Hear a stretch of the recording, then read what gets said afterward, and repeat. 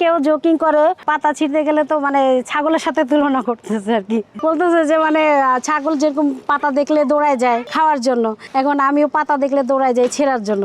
গাছপালার থেকেও চিন্তা আসতেছে যে এগুলো দিয়ে কিভাবে রং করা যায়। কেমিক্যাল ডাইটা দিয়ে তো অনেকদিন কাজ করছি, এগুলা দিয়ে কাজ করলে হয় কি স্কিনে অনেক ক্ষতি হয়। যদি অ্যালার্জি প্রবলেম থাকে তাহলে আপনি কাজ করতেই পারবেন না। ব্লগ তো আসলে সবাই করে, আমি যখন থেকে কাজ করি তখন স্পেশালি কিছু ব্র্যান্ড ছাড়া ডিজাইনিং এ নিজেকে তৈরি করার চেষ্টা করতেছি। ইভেন এমনও হয়েছে যে আমার বাসার পাশের বাসার একটা আঙ্কেলকে আমি নিজেই ব্লক কিভাবে কাটতে হয় এটা ওনাকে আমি ধারণাটা দিই। প্রথমত যখন ডাই আর ব্লক নিয়ে কাজ করলাম তখন দেখা যাচ্ছে আমি প্রায় সময় বোটানিক্যাল গার্ডেনে চলে যেতাম বিভিন্ন ডিজাইন বা ফুলের কালেকশনটা দেখার জন্য। প্রথমত আমি ওমেন ক্লথিং নিয়ে কাজ করি, শাড়ি, থ্রি পিস, টপস এগুলো নিয়ে আমি কাজ করে আসছি। ইন্দোনেশিয়ান আর মালয়েশিয়ান ওদের কিছু কাজ আমার চোখে পড়লো ইকো প্রিন্টের, তখন এটা নিয়ে গুগল করে বিভিন্ন দেখলাম যে না হ্যাঁ আম পাতার নির্যাস থেকে কালার আসে, পেয়ারা পাতার নির্যাস থেকে কালার আসে, আর বিদেশে তো অনেক পাতা আছে। একদিন এরকম পাতা ছিঁড়তেছে, পরে যে আপা পাতা ছিঁড়েন না, তখন হচ্ছে যে না আমার খুব দরকার, আমি একটু ওষুধ বানাই তো, এভাবে বলে কিছু পাতা কালেক্ট করছি। আবার একদিন একটা আন্টি জিজ্ঞেস করতেছে যে আপনি কি করবেন,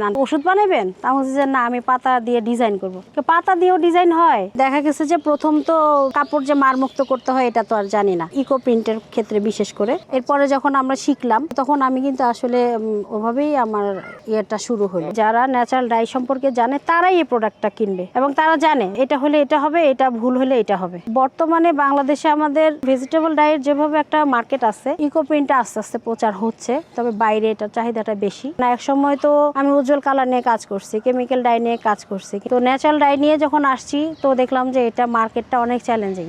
মানুষকে বুঝাইতে হবে, মানুষ এখনো অতটা বুঝে না, সবাই উজ্জ্বল রঙের দিকেই সবাই আকৃষ্ট। আমি সবসময় কাস্টমারের চয়েসটাকে প্রাধান্য দিয়ে কাজ করি, কিন্তু আমি এটা তাকে আগে প্রেজেন্ট করি যে দেখেন এটা আমরা এখন নতুন লঞ্চ করতেছি বা আমরা এই ডিজাইনটা নিয়ে নতুন কাজ করতেছি আমাদের প্রোডাক্টটা, তখন তারা বুঝতে সক্ষম হয়। কারণ আমরা ওভাবেই তাদেরকে টোটাল জিনিসটাই তাকে আমরা দেখাই। আমি চিন্তা করি ইকো প্রিন্ট দিয়ে আপনার ওয়াল হ্যাঙ্গিং প্রোডাক্ট হয়, হোম ডেকোর আইটেম হয়, একটু ফ্যাশনেবল একটু টিউনিক টপস টাইপের মানুষ পছন্দ করে। মধ্যবয়স্করাও পড়ছে টপস এখন কিন্তু সবাই পড়ে, আবার টিনেজরাও পড়ছে। তো এই জায়গাতে আমি যদি একটু জাস্ট ডিজাইন হালকা একটু ডিজাইনটা ফুটাই তুলতে পারি, এটা কিন্তু মানে ভালোই পছন্দ করতেছে। সময়ের উপরে কিন্তু খরচ। ইকো প্রিন্টিং এ মূলত কিন্তু আপনার ভেজিটেবল ডাই, ইকো প্রিন্টিং যাই বলেন, এখানে হলো প্রসেসিং টাইমটাতেই খরচটা বেশি আসে। সেগুন পাতা, বাদাম পাতার এত সুন্দর টেক্সচার এক এক সময় আসে, আর একই জিনিস আপনার একই আসবে না। আপনি ধরেন পাশাপাশি দুইটা কাজ করতেছেন, আপনি চাচ্ছেন যে সিমিলারিটি হবে, কিন্তু ভেজিটেবল ডাই ইকো প্রিন্টে 100% এটা কখনোই সম্ভব।